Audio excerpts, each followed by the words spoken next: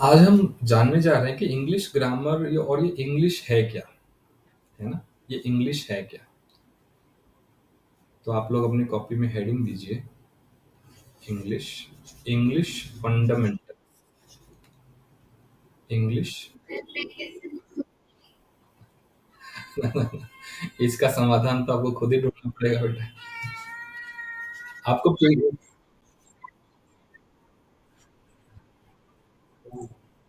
अच्छा, अच्छा, just a minute बेटा। हाँ, भूमि आप परेशान मत हो, क्लास के तुरंत बाद आपको पीडीएफ भी मिल जाएगा। ओके? तो जो चीज़ छूट जाएगी, अभी आप अगर ट्रैवल कर रहे हो तो लिखने की जरूरत नहीं है क्योंकि नहीं हो पाएगा, वो हिलता रहेगा, डुलता रहेगा, एक जगह बैठी हो स्थिर होकर के हो सकता है। आप बस अगर कहीं मूव कर रहे हो तो ध्यान से बस सुनने की कोशिश करो। ओके, ठीक है जी।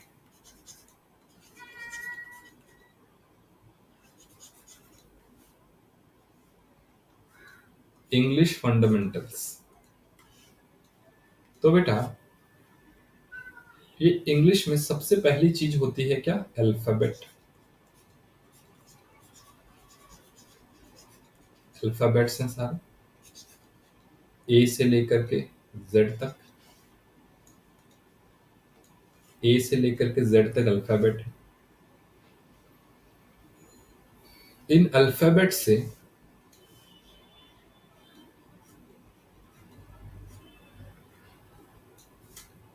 इन अल्फाबेट से मिलकर बनता है क्या? Words, right? जैसे कि राम, श्याम, एटसेट्रा। अल्फाबेट से मिल करके आपके वर्ड्स बनते हैं। अब वर्ड से आगे क्या? वर्ड से आगे बनते हैं आपके सेंटेंसेस।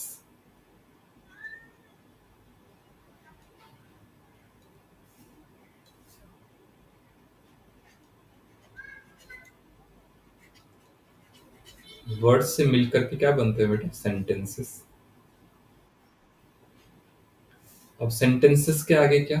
सेंटेंसेस से मिलकर के बनते हैं आपके पैराग्राफ।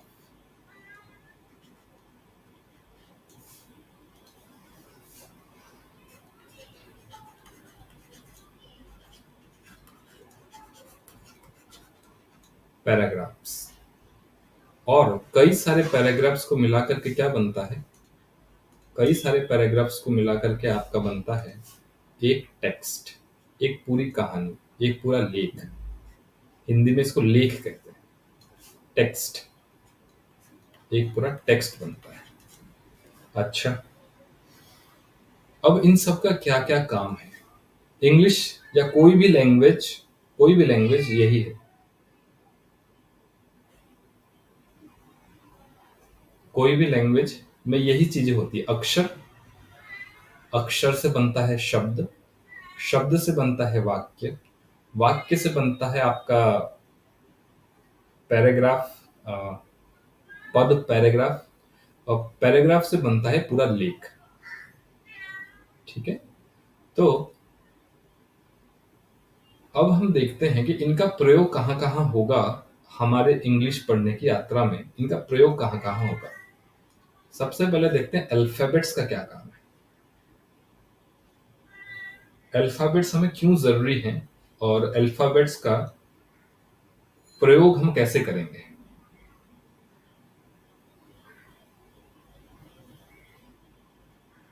जैसे कि आपको अल्फाबेट्स में दो चीजें मिलेंगी, एक वॉवेल्स मिलेगा, एक कॉन्सोनेंट मिलेगा, right? A E I O you, ये सारे आपके वॉवेल वर्ड हैं और बाकी जो भी बच गए ये सारे कॉन्सोनेंट हैं। इनका प्रयोग आपने आर्टिकल में देखा है, राइट? जिन किन्हीं चीजों के आगे वॉवेल साउंड आता है, ध्यान रखना, वॉवेल साउंड, वॉवेल वर्ड नहीं।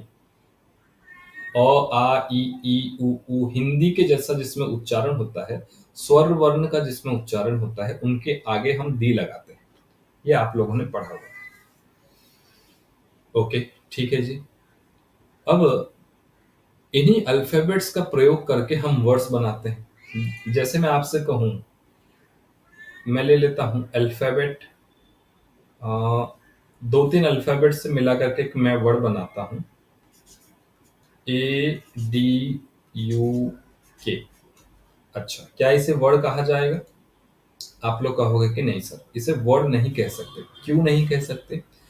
क्योंकि अभी तक इनका कोई यूज नहीं है। ध्यान रखना, अभी तक इनका कोई यूज नहीं है। कुछ समय पहले तक आप लोगों ने व्हाट्सएप में एक शब्द सुना होगा, LOL, TY, laugh out loud, thank you को लिख देते हैं TY। तो ये शब्दों का प्रयोग आजकल होने लगा। जब व्हाट्सएप फेसबुक आ गए तब इनका प्रयोग होने लगा, तब इनका प्रयोग होने लगा, है ना? तो इसलिए भी ये वर्ड्स बन गए, पहले नहीं थे।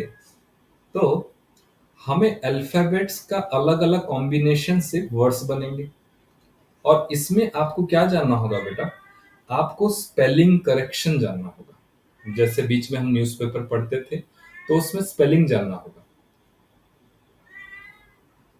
जैसे मैं आपको एक शब्द बताऊं, जैसे मेरे दिमाग में अभी आ रहा है, माइलेज। माइलेज शब्द है। मैं माइलेज शब्द को अगर मैं जैसा बोल रहा हूं वैसा लिखूं तो ये क्या बनेगा? MILEGE। आप लोगों में से कोई हाथ उठाना, क्या ये स्पेलिंग सही है?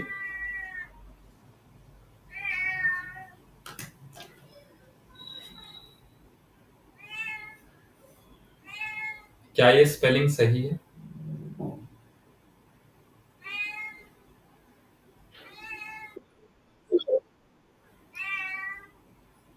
तो क्या स्पेलिंग, करेक्ट स्पेलिंग क्या है?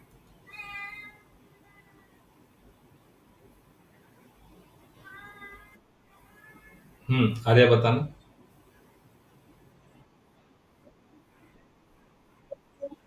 MILEAGE।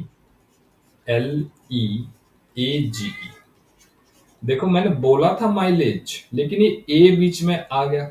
माइलिएज, ऐसा अगर इसी को पढ़ेंगे तो माइलिएज लगेगा, है ना? और एग्जैक्ट स्पेलिंग भी MILEAGE ही है ना? जैसे हम लिखते हैं HOUR, एच जैसे लिखते हैं हॉस्पिटल, तो यहां पे तो बोलते हैं क्या? हॉस्पी हॉस्पिटल। अगर हिंदी में इसको लिखें, हॉस्पी हॉस्पिटल, ऐसा लिखते हैं, है ना? तो इसको भी क्या बोलना चाहिए? इसको बोलना चाहिए हावर, ऐसा बोलना चाहिए। लेकिन इसको हावर नहीं बोलते, इसको बोलते हैं आर। आर इस तरह बोला जाता है। और क्योंकि ये हमारी भाषा नहीं है, ये यूरोप की भाषा है, ये अंग्रेजों की भाषा है, इसलिए उनके यहाँ जैसा चलता आया है वैसा प्रचलन में है। ये कोई नियम नहीं है कि एच एक जगह लगा वहां नहीं लगेगा, ऐसा कुछ नहीं। ये बस बोलचाल में चलता आया है, ये बस बोलचाल में चलता आया है। और क्योंकि ये हमारे लिए एक फॉरेन लैंग्वेज है, हमने उनसे ही सीखा है जो वो बोलते हैं, तो इसलिए हमें भी वैसा ही प्रयोग करना है। तो बच्चों, वर्ड्स के स्पेलिंग का आपको यूज आना चाहिए। वर्ड्स के स्पेलिंग का आपको पता होना चाहिए, राइट? ठीक है, अब आते हैं सेंटेंसेस पे। अब सर, वर्ड्स से सेंटेंसेस कैसे बनाए? जैसे मैं एक एग्जांपल लेता हूं, या नीचे की ओर मैं एक एग्जांपल देता हूं कि Rohit school went 6 a.m. at। क्या ये एक सेंटेंस है?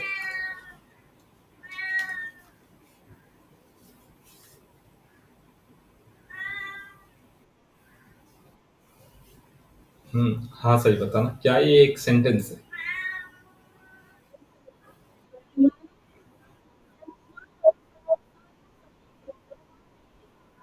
ओके। हम्म। ये कोई सेंटेंस ही नहीं है, आप ऐसा नहीं बना सकते। आप इस तरह जोड़ जाड़ के कुछ भी खिचड़ी नहीं पका सकते। खिचड़ी बनाने का भी एक तरीका है ना।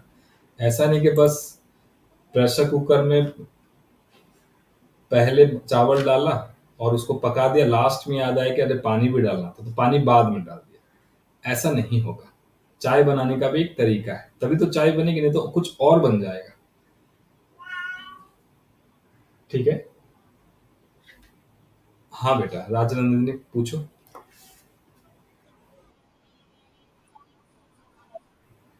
ये सेंटेंस ही नहीं है ये। आप कर ही नहीं सकते ऐसा। आप इस तरह से छेड़छाड़ नहीं कर सकते। तो सेंटेंसेस बनाने के लिए आपको क्या जानना पड़ेगा? आपको प्रॉपर अरेंज करना पड़ेगा वर्ड्स को। और प्रॉपर अरेंजमेंट के साथ साथ सबसे जरूरी चीज क्या है? आपको कहाँ पे सब्जेक्ट रखना है, कहाँ पर सब्जेक्ट रखना है, कहाँ पर प्रेडिकेट रखना है, ये पता होना चाहिए। इसमें तो थोड़ा अंदर और जाएंगे, इसमें थोड़ा अंदर और जाएंगे तो आपको ये पता होना चाहिए कि कहाँ पर नाउन रखना है, कहाँ पर प्रोनाउन रखना है, कहाँ पर वर्ब रखना है ना। और इसी तरह बाकी चीजें रखनी है। यानी ये सारी चीजें मतलब आपको पार्ट्स ऑफ स्पीच का पता होना चाहिए। तो सेंटेंसेस के लिए आपको क्या चाहिए? पार्ट्स ऑफ स्पीच का पता होना चाहिए। ट्रू? Agree everyone? ओके।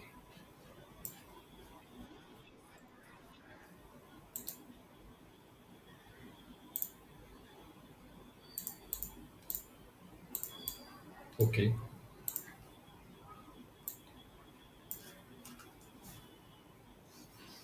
तो इसीलिए हम पार्ट्स ऑफ स्पीच पढ़ते हैं, है ना। और छोटी कक्षाओं में आप लोग स्पेलिंग भी पढ़े होंगे, आपको याद हो ना हो। आपको स्कूल में कई बार स्पेलिंग पढ़ाया होगा, रीडिंग कराया होगा, ताकि आपकी वर्ड्स का आपको पता चल सके। मुझे लगता है ना मेरे कमरे में एक बिल्ली घुस गई है शायद। मैं श्योर नहीं हूँ, पता नहीं कब वो घुस गई है।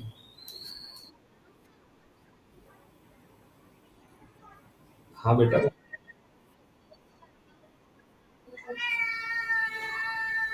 एक मिनट, हाँ थोड़ा सा, जस्ट अ मिनट, थोड़ा होल्ड करो।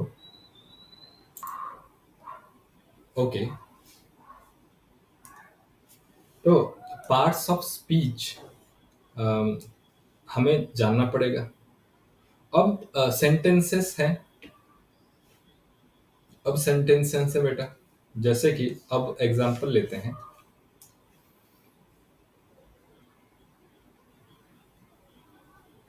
मैं अगर लिखूं, Rohit went to school at 6 a.m. Sentence ठीक है। अब ये लिखता हूं और उसके बाद लिखता हूं he woke up at 5 a.m. he ate his breakfast, so he ate his dinner at 8 a.m. 8 at 8 a.m. the previous night।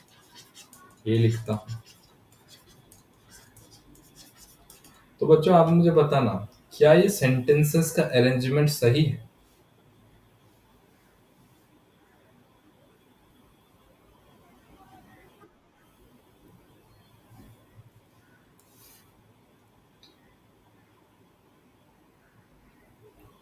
हाँ जी, सही बताओ।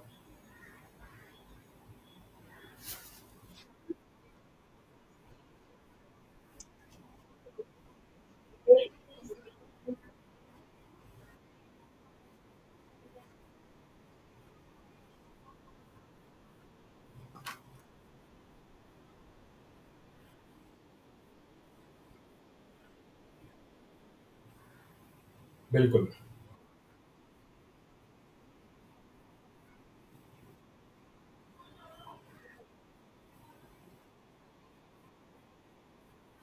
यस, सेंटेंसेस ठीक है, लेकिन इनका अरेंजमेंट सही नहीं है। अरेंजमेंट सही ना होने की वजह से हमें समझ में नहीं आ रहा पहले क्या हुआ, बाद में क्या हुआ, हमें ये पता नहीं चल पा रहा। ओके, तो पैराग्राफ के लिए हमें इसलिए सेंटेंस अरेंजमेंट आना चाहिए। जो आप लोग P Q R S jumbled sentences करते हैं ना, जम्बल्ड वर्ड्स नहीं, sentences P Q R S type, कौन सा सेंटेंस पहले कौन सा सेंटेंस बाद में, ये हमें नहीं पता है। ये हमें आना चाहिए। तो सेंटेंस अरेंजमेंट जो कि आपके हायर क्लासेस जो कि आपके हायर क्लासेस में है उसको करेंगे। नमस्ते हर्षिता, आप लेट हो गई बेटा। ओके, ठीक है, कॉपी किताब खोल लो। आज हम इंग्लिश के बेसिक चीजों को एक बार रिवाइज कर रहे हैं, रिविजिट कर रहे हैं। तो आपको सेंटेंस अरेंजमेंट पता होना चाहिए। ठीक है जी। अब आखिरी चीज क्या है बेटा? आखिरी चीज है आपका टेक्स्ट। टेक्स्ट मतलब जो आप लोग एसे वगैरह लिखते हो, है ना, एसे लिखते हो। अभी आप लोग के में एसे है, आप लोग देखे होगे एसे में। जब भी आप एसे पढ़ते होगे या फिर अपने लिटरेचर की किताब का कोई टॉपिक पढ़ते होगे, जैसे कि आपने पढ़ा द वाइट एलिफेंट, है ना। व्हाइट एलिफेंट वाले चैप्टर में व्हाइट एलिफेंट वाले चैप्टर में जो एलिफेंट के बारे में कुछ कहा गया है ना, कि वो उसने पहले अपने पेरेंट्स की बात नहीं मानी और वो फंस गया, शिकारियों के जाल में फंस गया। ये बहुत सारे पैराग्राफ लिखे हुए हैं। अगर इन पैराग्राफ्स को, लास्ट वाले पैराग्राफ को मैं पहले रख देता, है ना, लास्ट वाला जो आपका पैराग्राफ है उसको मैं पहले रख देता और पहली वाली चीज लास्ट में रख देता। लास्ट वाला पैराग्राफ कि वो फंस गया के बारे में पूरी जानकारी, और पहले का पैराग्राफ कि वो लोग इस जंगल में रहते थे, उनके पेरेंट्स थे, वो व्हाइट कलर का था, ये लास्ट में रख देता पूरी जानकारी। तो क्या होता? मीनिंग नहीं आ पाता, मीनिंग नहीं आ पाता। तो इसलिए टेक्स्ट में भी आपका जो पैराग्राफ्स का है वो अरेंजमेंट आना चाहिए। और जनरली टेक्स्ट को हम कैसे लिखते हैं बेटा? सबसे पहले हम क्या करते हैं, बेसिक इंफॉर्मेशन देते हैं, सब जो भी टॉपिक है उसके बारे में बेसिक इंफॉर्मेशन देते हैं। जैसे आपको किसी ने कहा right an essay on the growing burden of studies for children, बच्चों में पढ़ाई को लेकर के जो स्ट्रेस क्रिएट हो रहा है उसके बारे में आप कुछ लिखो। तो सबसे पहले आपको क्या करना होगा, सबसे पहले उसकी थोड़ी सी जानकारी देनी पड़ेगी। स्ट्रेस क्या होता है, स्टूडेंट कौन से क्लास में।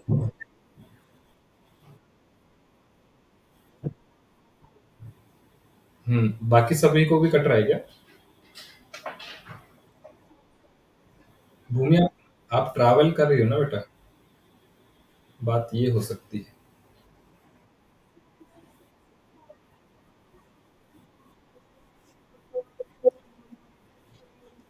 अच्छा, ज्यादा कुछ मैंने बस विशेष बताया नहीं।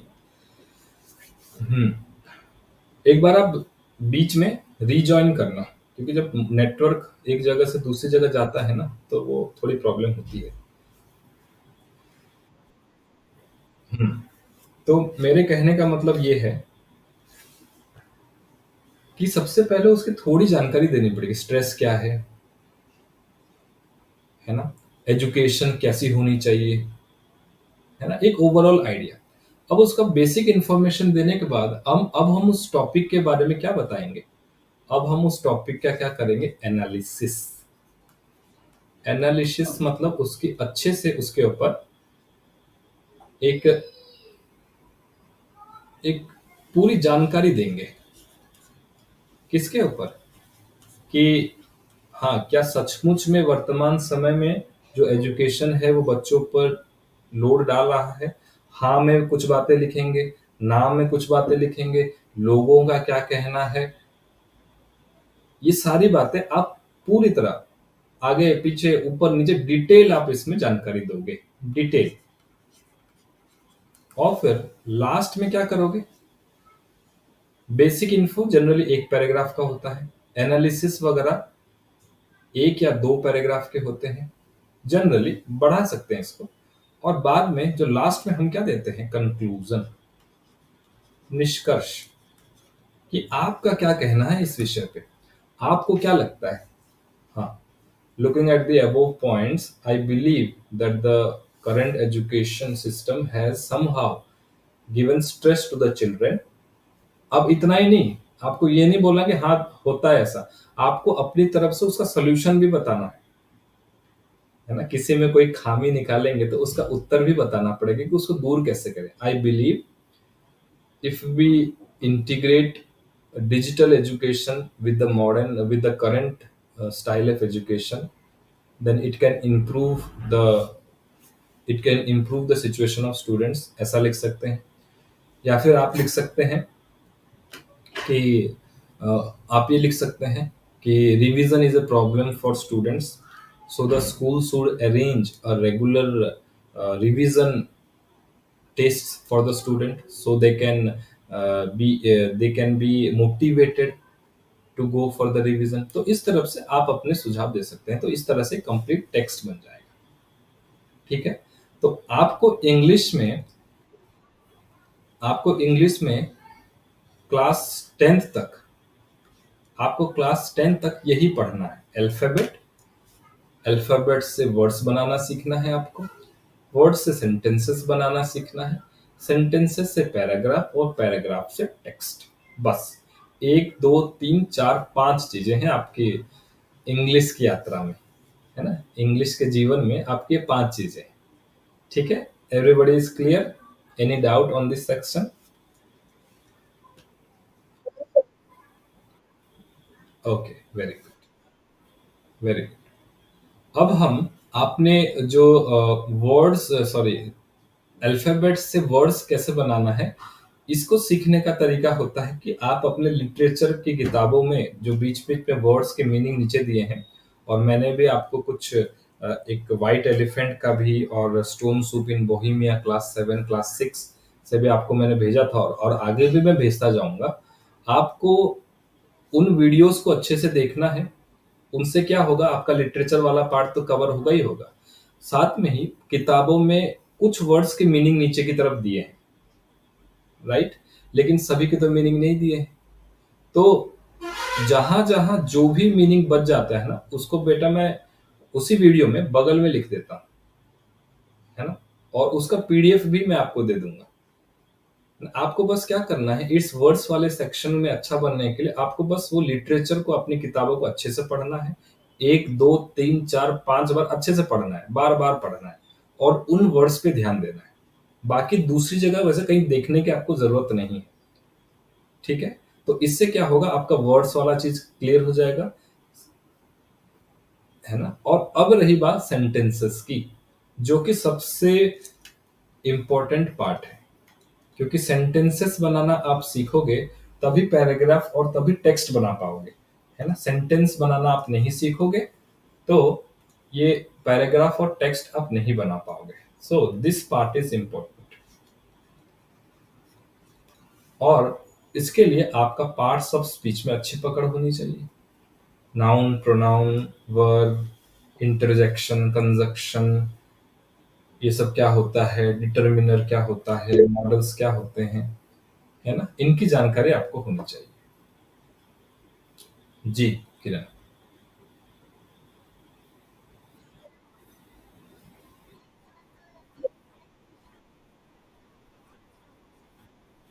हम्म, अभी मैं वो सब पढ़ाऊंगा आपको, ऐसे कैसे लिखना है, स्पीच कैसे लिखना है, मैं आपको पढ़ाऊंगा। ठीक है, अभी के लिए थोड़ा पेशेंस रखो, जस्ट वेट, वो मैं क्लियर कर दूंगा। हाँ जी, और कोई डाउट? साई?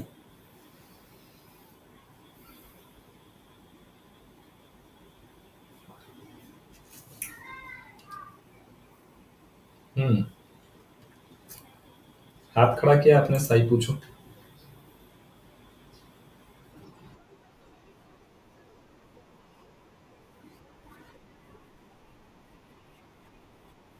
बिल्कुल बिल्कुल बिल्कुल। चिंता मत करो, आप अभी सुनती जाओ बस। है ना, चिंता मत करो, हम है ना। अच्छा, आपका सस्मिता करके आपके मम्मी का नाम आ रहा है, मुझे एस ए पहले के अक्षर दिखाई दे रहे हैं, तो मुझे लग रहा है वो साई है, SAI। चलिए आगे बढ़ते हैं बच्चों। जी।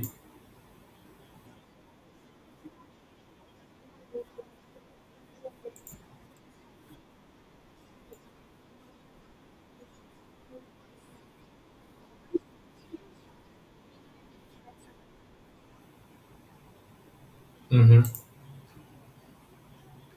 ऐसे तो बेटा वो हो गया जो आप लिख करके देते हो, है ना, लिखते हो और उसका इवैल्यूएशन होता है। स्पीच जो है आप बोलते हो, स्पीच मतलब क्या है, जो आप बोलते हो। बात वही चीज है, ऐसे को भी आप पढ़ दोगे तो वो स्पीच हो जाएगा, या स्पीच को लिख दोगे तो वो ऐसे हो जाएगा। इसमें कोई बेसिक डिफरेंस नहीं है। ठीक है, हाँ, स्पीच में क्या होता है कि कई बार हम पूरा फॉर्मल नहीं जाते हैं एकदम। जैसे मैं भी आपसे बात कर रहा हूं तो ये क्या है, एक स्पीच ही है ना, एक स्पीच ही है। इसमें मैं पूरा हर जगह कॉमा नहीं लगा रहा हूँ, हर जगह नाउन प्रोनाउन को नहीं देख रहा हूँ, है ना, ये आपस में हमारी बातचीत है, तो ये एक स्पीच है। लेकिन जब आप ऐसे लिखोगे तो आपको प्रॉपरली लाइन बाय लाइन सब चीज को चेक करना पड़ेगा, क्योंकि आप उसको लिख रहे हो, है ना, क्योंकि उसको 1 साल 2 साल 10 साल बाद भी कोई पढ़ेगा, तब भी उसको एक क्लियर मैसेज जाना चाहिए। लेकिन स्पीच में क्या है, हम ओवरऑल सब कुछ घुमा फिरा करके बोलते हैं। ठीक है। Okay.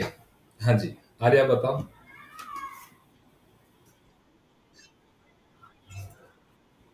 Ji.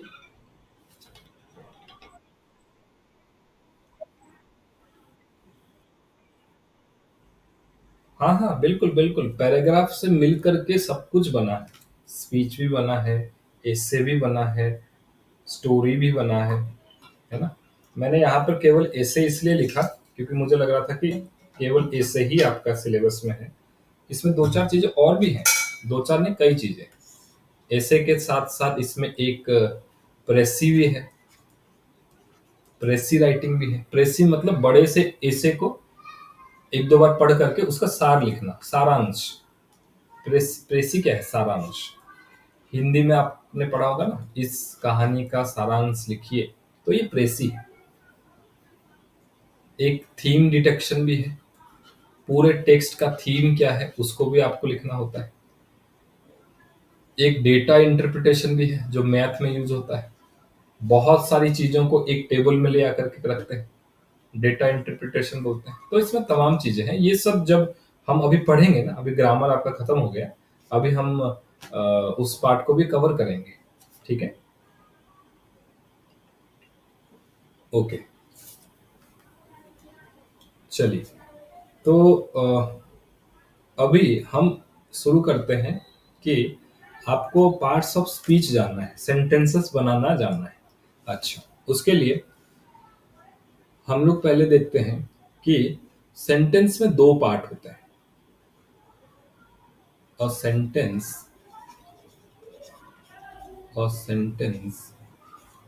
Has two parts.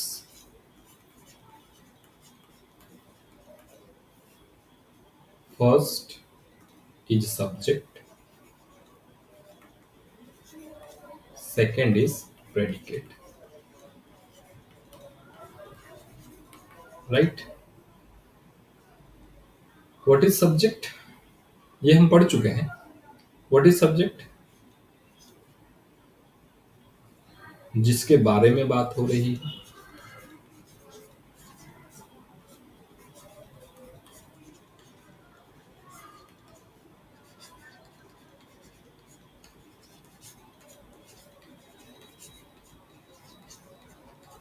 और प्रेडिकेट में क्या आएगा बेटा, सब्जेक्ट के बारे में क्या बात हो रही है।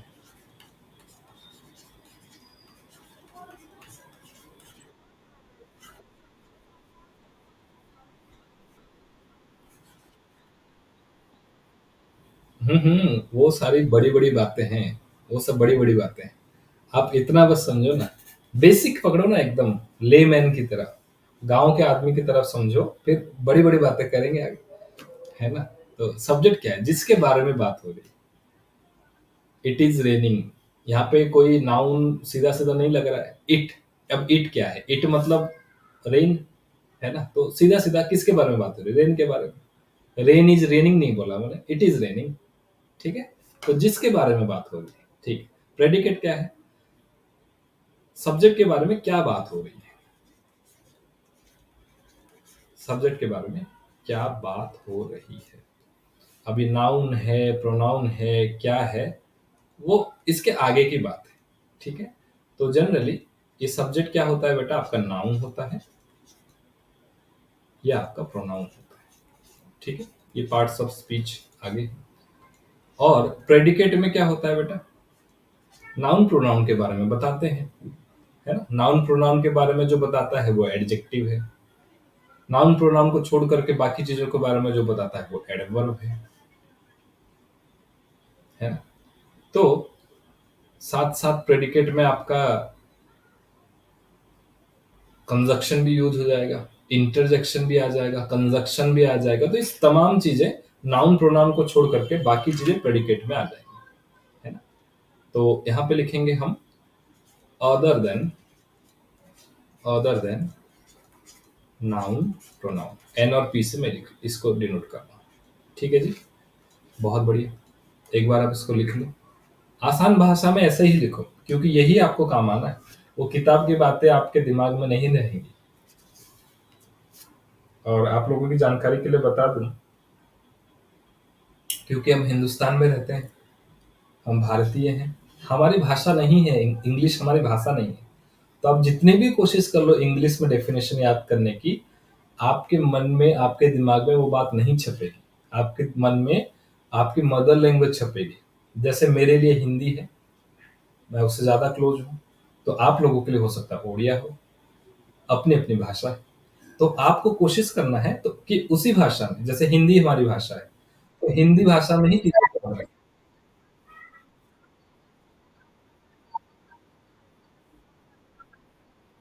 बेटा आप हर दिन बात करोगी, आपके आसपास के लोग तो बात नहीं करेंगे, बात करेंगे?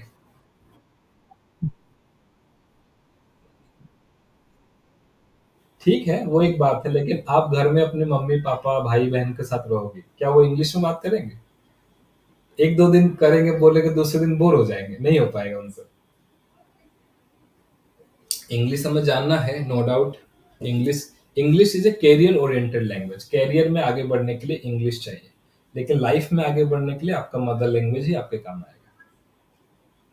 आप, आपको इंग्लिश में, आप कितनी भी इंग्लिश में मूवीज देख लो, कुछ समय के लिए देख लो आपको, लेकिन जो आप कनेक्ट बॉलीवुड के साथ हो सकते हो, जो कनेक्शन आपका हिंदी फिल्मों के साथ होगा, उड़िया फिल्मों के साथ होगा या साउथ की फिल्मों के साथ होगा, वो कनेक्शन आपका इंग्लिश फिल्मों के साथ नहीं होगा, क्योंकि वो इमोशन ही नहीं दे पाएंगे वो लोग, है ना? उनके यहाँ जो गाना है वो बहुत फास्ट चलता है, ढिकचिक ढकचिक होता रहता है, कुछ समय अच्छा लगेगा, लेकिन बाद में वही चीज फिर बोर लगने लगेगा, राइट? खैर, खैर, इंग्लिश हमें पढ़ना है, नो डाउट, कैरियर में जरूरी है ना? लेकिन आपको भी याद कैसे रखना है, चीजों को समझना कैसे, अपनी भाषा में समझना है, ठीक है ना? उसको क्या बोलेंगे? जबान से अंग्रेज और मन से हिंदुस्तानी, ठीक है? जबान से अंग्रेजी और मन से हिंदुस्तानी, ठीक है जी, ओके। तो आपने ये सीख लिया, ये दो चीजें हैं। अब हम बात करते हैं पार्ट्स ऑफ स्पीच की। मतलब पार्ट्स ऑफ स्पीच बोलो, जैसे किरण आप स्पीच पूछ रही थी, तो पार्ट्स ऑफ स्पीच बोलो या फिर पार्ट्स ऑफ सेंटेंसेस बोलो, बात एक ही है। पार्ट्स ऑफ सेंटेंस, स्पीच का प्रयोग उतना नहीं होता आगे के चीजों में, तो सेंटेंस भी आप बोल सकते हैं, पार्ट्स ऑफ सेंटेंस। तो पार्ट्स ऑफ सेंटेंस, जैसे सेंटेंस आपने समझ लिया, meaningful arrangement of words that gives a complete meaning is a sentence. तो जैसे कोई भी सेंटेंस है, Rohan has gone to school. यहाँ पर रोहन सब्जेक्ट है, रोहन के बारे में बात हो रही है। हैज गॉन टू स्कूल, क्या बात हो रही है? वो स्कूल गया है, ये है प्रेडिकेट, राइट? ठीक है, तो ये डेफिनेट अरेंजमेंट है। अभी हम आगे पढ़ेंगे तो आपको पता चलेगा ये एक नाउन है, ये हैज गॉन वर्ब है,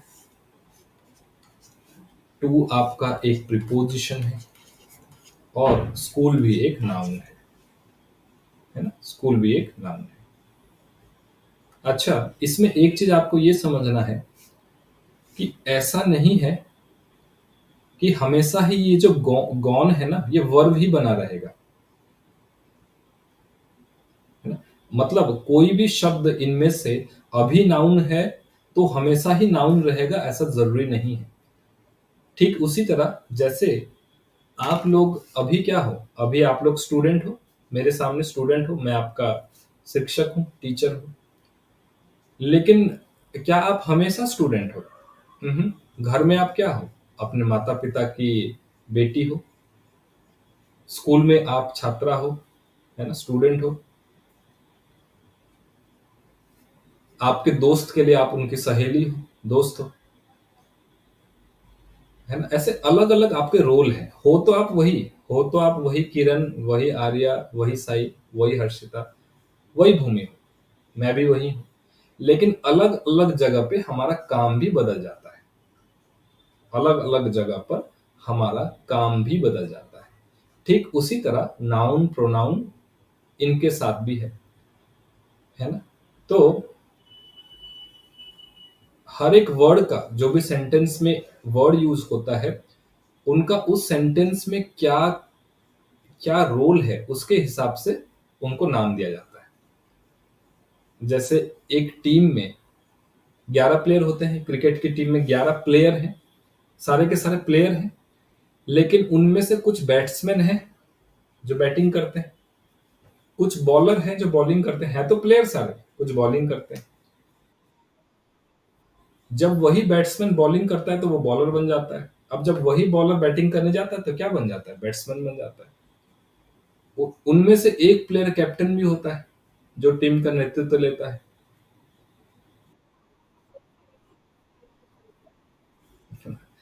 देखो, बाकी सभी के लिए क्लियर है, आपका नेटवर्क में कुछ इश्यू होगा।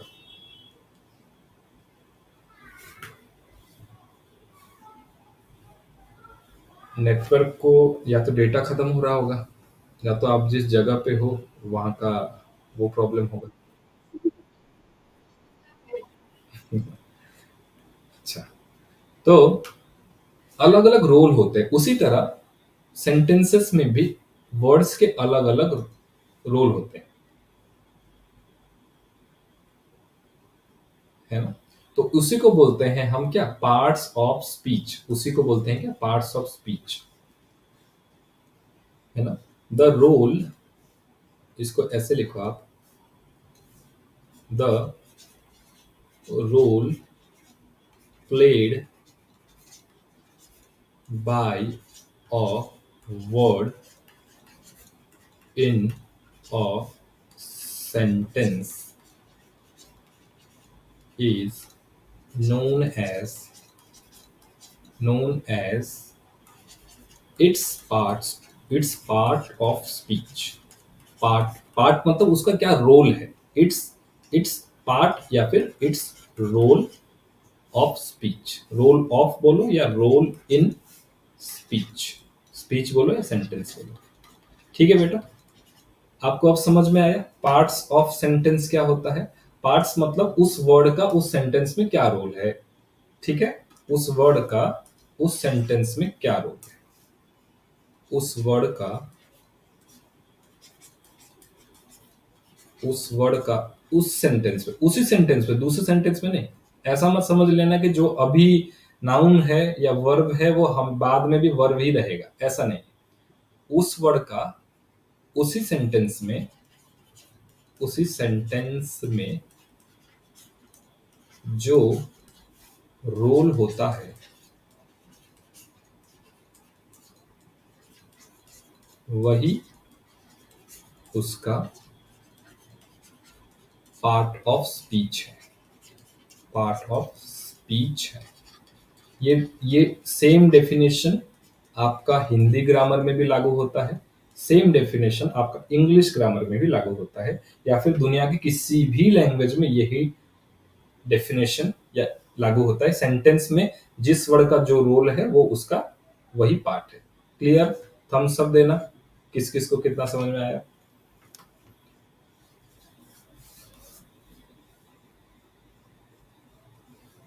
चलिए, बहुत अच्छा है ना। हम लोग एकदम आसान भाषा में समझ रहे हैं, है ना। इतनी आसान कि कल के दिनों में आपका भी छोटा भाई बहन स्कूल में कोई भी छोटा हो तो कल के दिनों में आप भी पढ़ा सकते हो। इतनी आसान भाषा में हमको चीजों को समझना है ना, एकदम प्योर, एकदम सिंपल। ठीक है जी।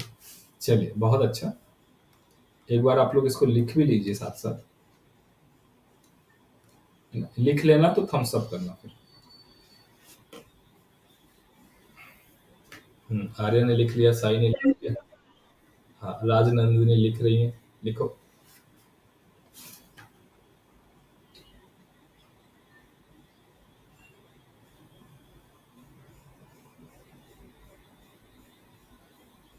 ओके।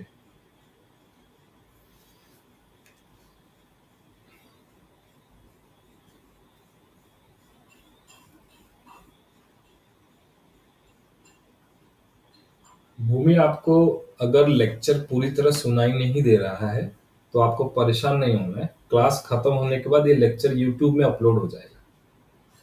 ठीक है, आप वहां से भी इसको एसेस कर सकते हो। जहां पे जो जो छूट जाए आप वहां पे देख सकते हो।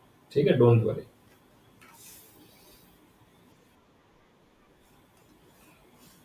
चलो बच्चों, आगे बढ़ो। Very good. राजनंदिनी बेटा लिख लिया। Very good, very good. चलिए जी।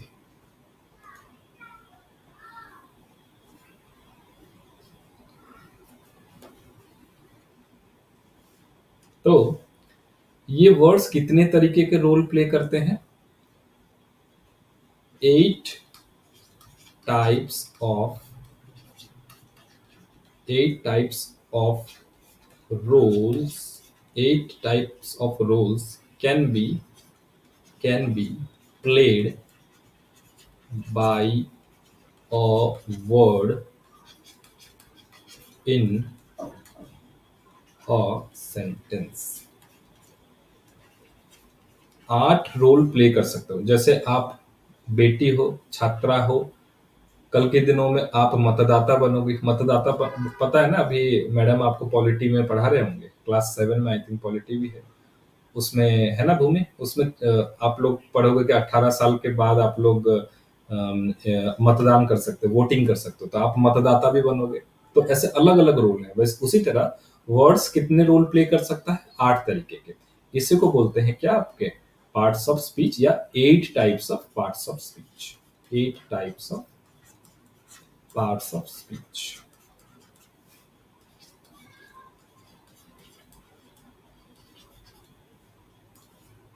डन। ओके, ये क्या क्या रोल है? सबसे पहला है बेटा, सबसे पहला है नाउन, दूसरा है प्रोनाउन,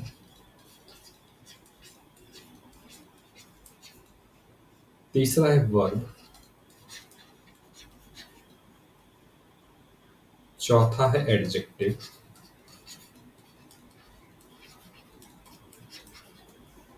पांचवा है एडवर्ब,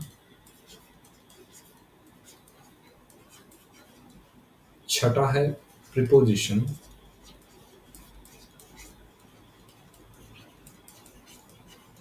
सातवां है कंजक्शन,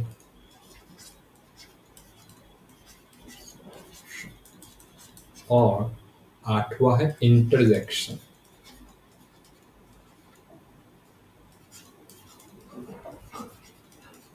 ठीक है, ये 8 रोल है जो एक वर्ड प्ले कर सकता है।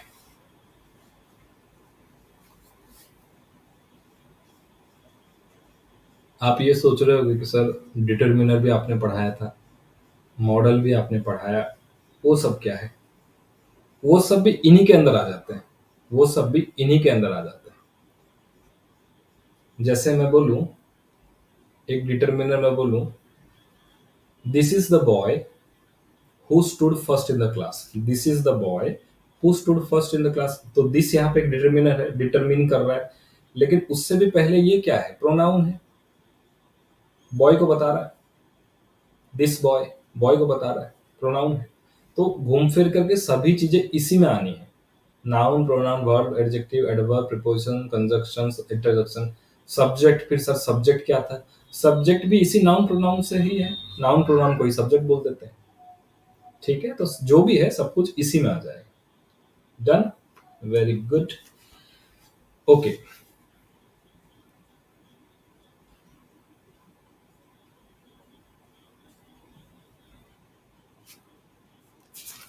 हम थोड़ा ओवरऑल आइडिया लेंगे। हम टोटल तो पूरा पूरा तो आइडिया नहीं लेंगे। जैसे नाउन प्रोनाउन आपकी निचली कक्षा में पढ़ाया गया है, पूरा डिटेल में नहीं पढ़ाऊंगा। आज का जो क्लास है वो एक फुलफिलिंग क्लास है ना?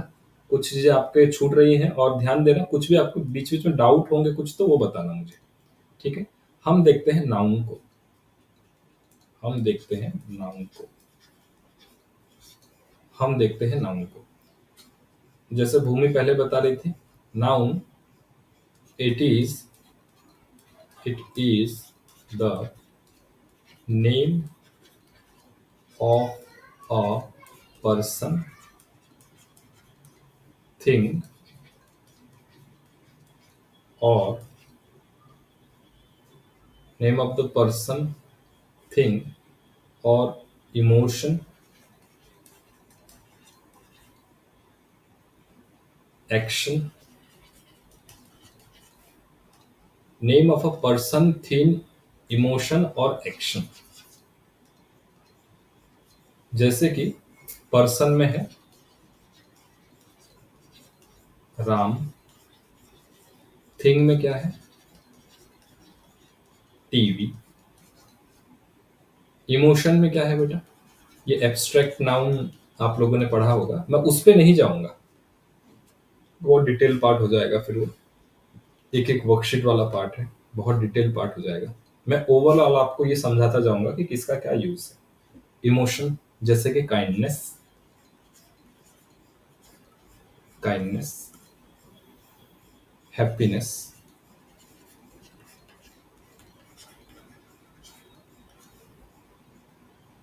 एक्शन, एक्शन वर्ड्स, एक्शन वैसे वर्ब होता है, एक्शन वर्ड में बात कर रहा हूं।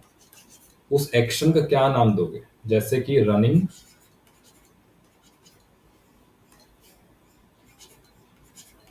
रनिंग, जंपिंग,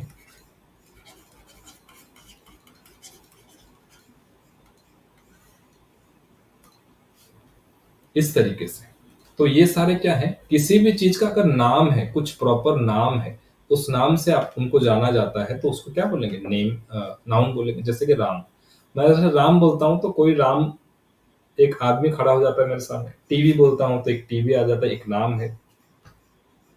काइंडनेस, अच्छा सर ये कैसे नाम हो गया काइंडनेस? अच्छा, काइंडनेस मतलब क्या बेटा? दया। वो कैसे नाम हो गया सर? जब हमारे मन में किसी के लिए कुछ देने का भाव आता है, हमारे मन में ये आता है कि इसका भला हो जाए, है ना? तब हमारे मन में एक चेहरे पे एक अलग स्माइल आती है ना? जैसे कुछ दिनों पहले मैंने व्हाट्सएप में आप लोगों को एक इमेज भेजा था।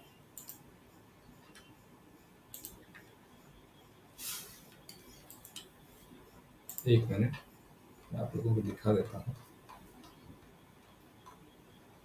हाँ, मिल गया बिल्कुल।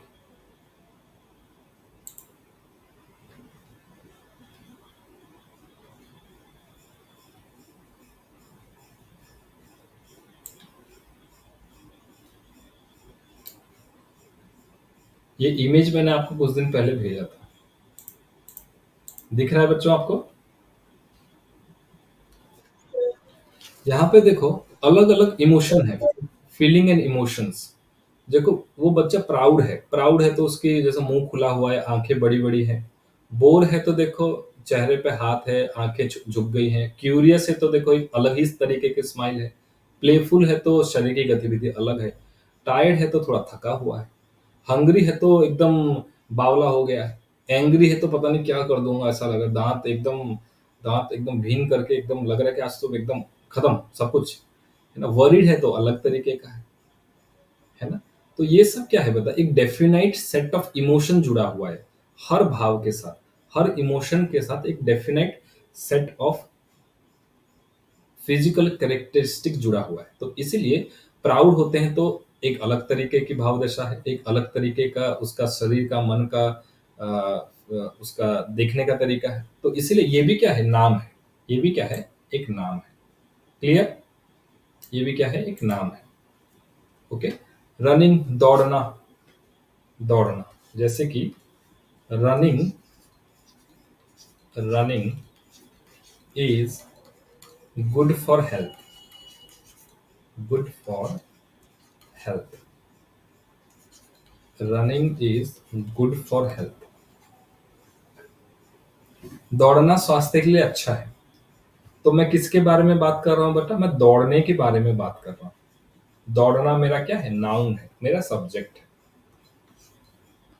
He is running. He is running. बताना बच्चों यहां पर रनिंग क्या है, नाउन है, प्रोनाउन है, वर्ब है, एडजेक्टिव है, क्या है? जी। हर्षिता बताना बेटा क्या है ये।